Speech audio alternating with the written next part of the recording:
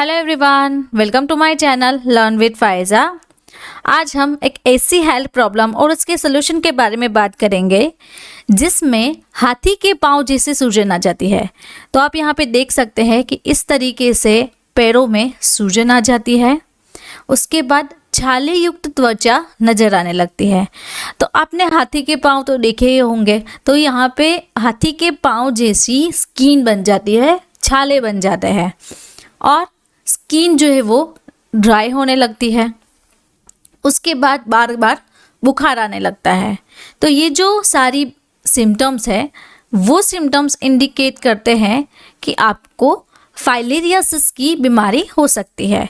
तो फाइलेरियासिस को हम हाथी पाँव भी कहते हैं कि हाथी के पैर जैसी सूजन आ जा सकती है। तो आप यहाँ पे देख सकते हैं कि ये जो है वो नॉर्मल पैर है और ये जो है वो हाथी जैसा पैर सूज गया है, फूल गया है। तो चलिए इस बीमारी के बारे में डिटेल में स्टडी करते हैं कि फाइलेरिया बीमारी है क्या। तो आज के वीडियो लेक्चर में हम इंट्रोडक्शन से बात करेंगे, इस बीमारी के बारे में जानेंगे, उसके बाद उसके causes, symptoms, diagnosis and treatment options. तो ये जो सारे चैप्टर्स है वो आज हम वन बाय वन हमारे वीडियो लेक्चर में कवर करेंगे। तो आप लास्ट तक बने रहना, जिससे कि आपको भी अगर ये बीमारी है तो इसके बारे में पूरी जानकारी मिलेगी। तो चलिए आप समझते हैं इस बीमारी के बारे में। तो सबसे पहले इसके नाम से जाने कि किस किस नाम से जाना जाता है। तो यहाँ पे है फाइलेरिया, हाथी पाँव, नारू ज्वर एंड नारू रोग। ये जो चार नाम है, इस चार नाम से ये बीमारी जानी जाती है। अब हम समझे कि ये बीमारी कहाँ से आई है, किस परिवार से बिलोंग करती है। तो ये बीमारी फाइलेरोडिडिया रोग के परिवार से जानी जाती है। तो इस परिवार में निमेटोड्स रूप में वर्गीकृत परजीवियों की संक्रमण के कारण होती है। तो ये जो बीमारी है फाइलेरिया वुचेरेरिया ब्रेनकॉफ्टी, इस परजीवी जो जीवाणु है उसकी वजह से होता है। तो ये परजीवी जो है वो इस तरीके से दिखता है। तो फाइलेरिया इंसान की बॉडी में जाके विकलांगता और विरूपता बढ़ाने वाले सबसे बड़ा रोग है। तो जिस भी इंसान को ये बीमारी होती है तो उस इंसान को पैर हाथी के जैसे जा सकते हैं। उसके बाद उसकी बॉडी में विकलांगता आ सकती है और सूजन आ सकती है। और हम जाने कि इस बीमारी में हाथ और पैरों में हाथी के पांव जैसी सूजन आ जाती है, इसलिए इस बीमारी को हाथी पांव कहा जाता है। तो आप यहाँ पे देखिए, हमने पहले देख ही लिया कि पैर में जो सूजन दिख रही है वो हाथी के जैसे दिखती है। अब यहाँ पे हाथ में भी सूजन है, तो हाथ में देखिए कि इस तरीके से आपको सूजन आ जाएगी हाथी के जैसे। अब इस बीमारी के कुछ इम्पोर्टेंट फैक्ट्स है, जैसे कि फाइलेरिया परजीवी द्वारा होने वाला रोग है। यह रोग धागे के समान दिखने वाले फाइलेरियोडी नामक निमेटोडक के कारण होती है। तो ये इस बीमारी के फैमिलियर है। फाइलेरिया संक्रमण मच्छरों के काटने से होते हैं। ये मच्छर फ्लूएक्स एवं मेनसोनोडाइज प्रजाति के होते हैं। मच्छर एक धागे के समान परजीवी को छोड़ता है। यह परजीवी हमारे शरीर में प्रवेश कर जाता है। फाइलेरिया की बीमारी मॉनसून के मौसम में तेजी से बढ़ने वाली बीमारी है। तो अब समझते हैं कि ये बीमारी कैसे फैलती है, हाउ टू स्प्रेड इट। तो सबसे पहले यहाँ से हम जाने कि इस बीमारी को हमने इंट्रोडक्शन से समझ लिया कि इस बीमारी को फाइलेरियासिस कहते हैं। तो वुचेरेरिया ब्रेनकॉफ्टी ये उससे बिलोंग करती है। अब मच्छरों की जो स्टेजेस है उसके बारे में समझते हैं। सबसे पहला ये जो स्टेज है, तो आप यहाँ पे ये इंडिकेशन देख लीजिए, यहाँ पे इन्फेक्टिव स्टेज और यहाँ पे ये है डायग्नोसिस स्टेज। तो इन्फेक्टिव स्टेज में सबसे पहले ये जो मच्छर है वो इंसान को काटता है। तो ये इंसान को काटने के बाद उसका जो लार्वा है, यानी कि उसकी जो सलाइवा है वो इंसान के अंदर छोड़ता है। उसके बाद ह्यूमन स्टेज स्टार्ट होता है। तो ये जो जब भी हमारी बॉडी में जाएगा तो ये हमारे लिम्फेटिक सिस्टम को अफेक्ट करती है। तो लिम्फेटिक सिस्टम को अफेक्ट करने के बाद इस तरीके से ये परजीवाणुओं को छोड़ती है। उसके बाद ये डायग्नोसिस स्टेज जो है वो स्टार्ट हो गया। तो मॉस्किटो जो है वो हमारे ब्लड में पूरी तरीके से उसने अपने माइक्रोफिलारिया जो है यानी कि ये आप देख रहे हैं, इससे मल्टीप्लिकेशन के लिए छोड़ता है, तो वो वहाँ पे हमारी एक सीट बना लेगा और हमारी बॉडी में पेनिट्रेट हो जाएगा। उसके बाद जब भी उसका मल्टीप्लिकेशन स्टार्ट होगा तो ये इस तरीके से दिखेगा, एंड जब जब उसका ग्रोथ होता जाएगा तो ये इसकी साइज़ इस तरीके से बढ़ाता जाएगा। तो इस तरीके से हमारी बॉडी में फैलता है, और फैलने के बाद बॉडी में सूजन आ जाती है, इन्फ्लेमेशन रहता है, रेडनेस रहती है। वीडियो के बीच में मैं आपको बताना चाहती हूँ कि हमारा एक नया कोर्स है बीमारियों और उनके उपचार के बारे में, जो कि हम इसी चैनल पर कवर करते हैं। जैसे कि अगर आपको कोई बीमारी हुई है तो उसके कारण, लक्षण, निदान, उपचार, इलाज एंड दवाइयाँ, तो ये जो सारे चैप्टर्स है वो हम इस चैनल पर कवर करते हैं। तो अगर आपको इसका स्टडी मटेरियल चाहिए या फिर बुक चाहिए तो आप मुझे इस व्हाट्सएप नंबर के थ्रू कॉन्टैक्ट करके अपनी जो बुक है वो ऑर्डर करवा सकते हो। नाउ इस बीमारी के कारण के बारे में सीखे कि ये इस बीमारी किस कारण से फैलती है। तो फिलारियासिस ये एक छोटे छोटे पैरासाइटिक वर्म्स है, जिसे हम फिलेरियल वर्म्स कहते हैं। तो ये डायरेक्टली हमारी लिम्फेटिक सिस्टम को अफेक्ट करती है। तो अगर लिम्फेटिक सिस्टम को अफेक्ट करेगी तो हमारी बॉडी में पूरी तरीके से स्वेलिंग हो जाएगी, उसमें मल्टीप्लिकेशंस हो गए सेल के। तो ये जो सेल है वो इस तरीके से दिखते हैं। तो आप यहाँ पे उसका पूरा इंटीरियर मास देख सकते हो कि ये परजीवाणु जो छोटे हैं वो उसका पूरा स्ट्रक्चर दिया हुआ है। तो फ्यूचेरिया ब्रिनकॉफ्टी ये जो है वो फिलारियासिस फैलाने के लिए रिस्पॉन्सिबल रहती है। अब हम अनदर कॉजेज के बारे में सीखे। तो ये जो है वो एक थ्रेड लाइक दिखने वाला छोटा सा वर्म है, जिससे बहुत सारे नेम है जो कि आइडेंटिफाइड होता है। सबसे पहला है फ्यूचेरिया ब्रिनकॉफ्टी, ब्रूजिया मेलाई, ब्रूजिया टिमोराई। तो ये जो सारे 3 नेम्स है, इस नेम से ये आइडेंटिफाइड हो सकता है। अब हम जाने कि इसके सिम्टम्स क्या हैं, इस बीमारी के लक्षण क्या रहेंगे। सबसे पहला जो लक्षण है जो कि विजुअली रहता है वो है इन्फ्लेमेशन, यानी कि सूजन आ जाना। तो यहाँ पे देखिए कि यहाँ पे सूजन आ गई है।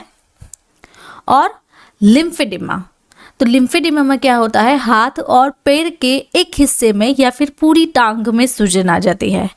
तो आप यहाँ पे देखिए, या फिर यहाँ पे इन्फ्लेमेशन होगा, यहाँ पे सूजन होगी, या फिर पूरा हाथ या फिर पूरा पैर सूज जाएगा, जिसे हम लिम्फेडिमा कहते हैं। हाइड्रोसिल, अंडकोश में पानी जमा हो जाना, यानी कि टेस्टिकल्स में पानी जमा हो जाना, अंडकोश में सूजन आ जाना। और इडेमा, इडेमा में अंदरूनी या फिर बाहरी अंगों में आपको सूजन दिखने लगती है। तो मेनली ये जो लक्षण हैं वो फिलारियासिस को बीमारी में देखने लगते हैं। नाउ अगर अब मैं आपको बताना चाहूँ, तो अगर आपको ये जो सारी बीमारी है और इसी तरीके से कोई बीमारी हुई है तो आपको पूरा कंसल्टेशन चाहिए, तो आप मुझे इस व्हाट्सएप नंबर के थ्रू कांटेक्ट करके अपनी बीमारी का हल ले सकते हैं।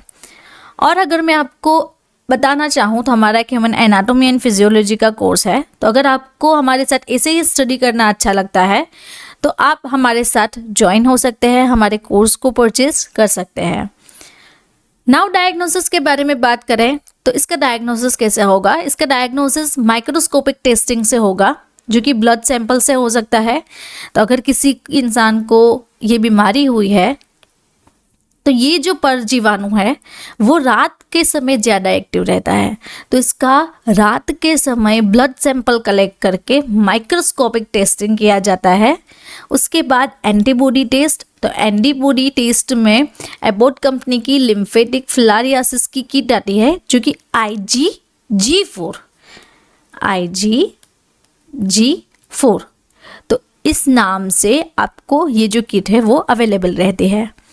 उसके बाद हम ट्रीटमेंट ऑप्शन के बारे में जाने कि इसका इलाज कैसे हो सकता है। तो सबसे पहले जो घरगुती इलाज है उसमें यह है कि आपको हाइजीन मेंटेन रखना है, प्रैक्टिस बार बार हाथ वॉशिंग करें, पैर को वॉश करें विथ सोपी वाटर, यानी कि साबुन वाली पानी से आपको बार बार हाथ और पैर धोते रहना है। उसके बाद एक्सरसाइज करनी है, तो एक्सरसाइज से आपका जो ब्लड सर्कुलेशन है वो एनहांस होगा, पूरी बॉडी में ब्लड का रोटेशन होता रहेगा। और जहाँ पे भी ये बीमारी हुई है, फिलारियासिस हुआ है, जहाँ पे भी इन्फ्लेमेशन सूजन हुई है, वहाँ पे आपको एक कंफर्टेबल कपड़ा रैप करके रखना है, जिससे कि ये जो है वो पूरी बॉडी में और ज़्यादा ना फैले। अब हम समझे मेडिकेशन के बारे में, तो यहाँ पे एंटी पैरासाइटिक मेडिकेशन है, जो कि हमने जाना कि ये बीमारी एक पैरासाइट वर्म्स के कारण होती है, तो इसके लिए एंटी पैरासाइटिक मेडिकेशन चाहिए होगी। देन उसके बाद सर्जरी और एलिफेंटाइटिस मैनेजमेंट। तो चलिए अब मेडिसिन के बारे में जानते हैं कि कौन कौन से ट्रीटमेंट ऑप्शन अवेलेबल है। तो सबसे पहला जो ट्रीटमेंट ऑप्शन अवेलेबल है वो ये है कि डाइथाइल कार्बामाजिन साइट्रेट DCE। तो ये जो ड्रग है वो फर्स्ट चॉइस की ड्रग रहती है। इसमें 2 mg/kg 3 times in a day for 12 और 21 डेज, यानी कि आपको इसका जो डोज रहता है 2 mg/kg दिन में 3 बार फॉर 12 और 21 दिन के लिए लेने की होती है। सो अगर पेशेंट का वेट 50 kg है तो इस अकॉर्डिंग इसको डोज दिया जाएगा। तो 1 kg is equal to 200 mg TDS और 50 kg is equal to 100 mg TDS। तो इस तरीके से इसका डोज दिया जाता है। अब दूसरी जो ड्रग है वो है डॉक्सीसाइक्लिन। तो डॉक्सीसाइक्लिन 100 mg जो कैप्सूल्स आती है, तो इसका डोज किस तरीके से है, तो अलोंग विथ डाइथाइल कार्बामाजिन साइट्रेट यानी कि DCE, उसके साथ डॉक्सीसाइक्लिन दिया जाता है फिलारियासिस के ट्रीटमेंट के लिए। तो इसका जो डोज रहता है वो 100 mg 2 times in a day, यानी कि दिन में 2 बार फॉर 4 से 6 हफ्ते के लिए इसका कोर्स रहता है। नाउ अब अगर मैं आपको वीडियो के बीच में बताना चाहूँ तो आपके लिए एक बहुत अच्छी न्यूज़ है। अगर आपको हमारे साथ इसी तरीके से स्टडी करना अच्छा लगता है तो हमारी एक न्यू लॉन्च बुक है जो कि फर्स्ट एडिशन में लॉन्च हुई है। तो इस बीमारी के सभी symptoms, causes, diagnosis, treatment, medicine options, prevention, तो ये जो सारे चैप्टर्स है इस बुक में दिए गए हैं। तो इसमें 120 अप्रोक्स ड्रग है और आपको ये पूरी जो कॉपी है वो कलर प्रिंटेड में रहेगी। तो अगर आपको ये बुक परचेज करनी है तो आप मुझे व्हाट्सएप के थ्रू की कांटेक्ट करके अपनी जो बुक है वो ऑर्डर करवा सकते हो। नाउ अनदर ऑप्शन के बारे में बात करें तो आइवरमेक्टिन। तो आइवरमेक्टिन USP के अकॉर्डिंग बनाई जाती है। तो चलिए इसका मैनेजमेंट देखते हैं। Ivermectin administered at dose of 150 mg/kg, यानी कि अगर इंसान का 1 kg अकॉर्डिंग वेट है तो उसे 150 mg ड्रग दी जाती है for 3 months until symptoms resolve. जब तक सिम्टम्स रिजॉल्व नहीं होंगे तो उसे एवरी 3 मंथ में एक बार ये डोज है वो दिया जाता है। नाउ अल्बेंडाजोल की बात करें तो albendazole global program to eliminate lymphatic filariasis recommended mass treatment of albendazole. तो एक मोस्टली रिकमेंडेड है जो कि ग्लोबल प्रोग्राम के अकॉर्डिंग फिलारियासिस के लिए दी गई है। तो एडमिनिस्ट्रेशन इसे एंटीफिलारियल ड्रग की तरीके से जानी जाती है। तो डाइथाइल कार्बामाजिन और DCE या फिर आइवरमेक्टिन, उसके साथ 400 mg ओरली दिन में 2 बार 10 दिन के लिए ये जो थेरापी है वो इंसान ले सकता है। नाउ अब मल्टीविटामिन्स और मल्टी मिनरल की बात करें तो हेल्थ ओके की, यानी कि यहाँ पे आप देखिए मेन काइंड की ड्रग है। तो हेल्थ ओके की मल्टीविटामिन और मल्टी मिनरल आप टेबलेट ले सकते हैं। तो इसमें 12 विटामिन सप्लीमेंट है एंड 7 मिनरल्स अवेलेबल है।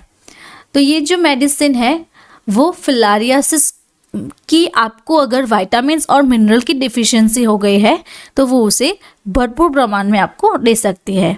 तो ये जो सप्लीमेंट है वो पेशेंट को ट्रीटमेंट के दौरान दी जाती है। तो ये जो सारी ट्रीटमेंट है वो मैंने आपको हाथी पाँव और फाइलारियासिस के बारे में बता दी है। तो अगर आपको मेरा ये वीडियो अच्छा लगा तो आपको ये वीडियो भी अच्छा लगेगा। ऐसे ही डिजीज़ेस के बारे में आपको सीखना है तो आप मेरे चैनल को सब्सक्राइब कर सकते हैं, और आपको और भी डिजीज़ेस के बारे में सीखना है तो आप मुझे कमेंट बॉक्स में कमेंट करके भी बता सकते हैं। Thank you for watching my video.